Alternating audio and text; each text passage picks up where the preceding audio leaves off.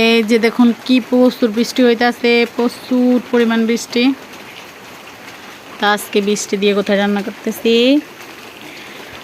আজকে বৃষ্টি দিয়ে ঘরের মধ্যে রান্না করতেছি। এই যে তোলা চুলা, ওই যে আমার ভাত হয়ে গেছে, এখন আমি আলু ভেজে নেব। তো আলুর দম রান্না করতেছি আর ডাউল রান্না করবো। ডাউল এখনও বসাইনি, তো বসাবো একটা একটা করে।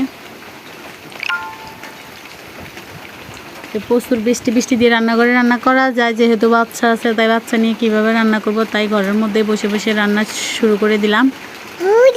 প্রচুর অন্ধকার বাইরে,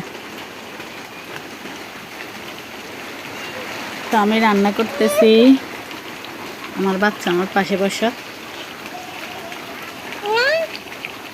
ঘরে বসে রান্না করতেছে, তাও রান্না করতে দিতেছে না, সে অনেক জ্বালাইতেছে।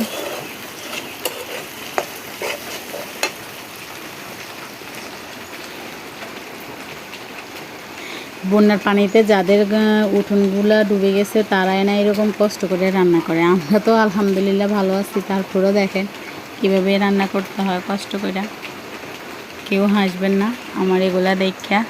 এই যে আমার ডাউলটা ধুয়ে রান্না রাখা হয়েছে, এখনও বসাইনি, বসাবো। আগের আলুর দমটা রান্না করে নিয়ে ভাত হয়ে গেছে, তারপর ডাউলটা লাস্টে বসিয়ে দেবো। এরকম পরিস্থিতিতে কে কে পড়েছেন সবাই অবশ্যই কমেন্টে জানাবেন।